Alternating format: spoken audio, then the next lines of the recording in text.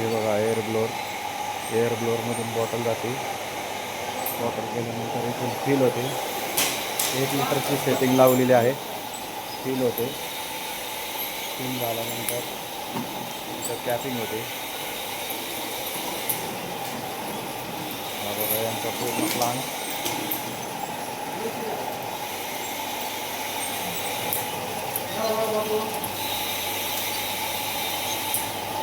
Screen panel.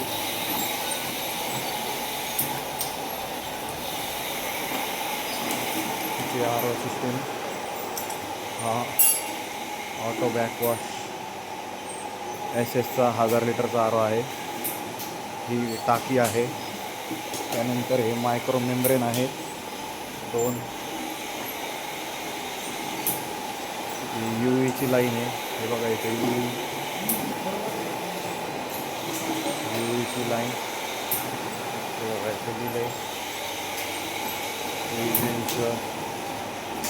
V04.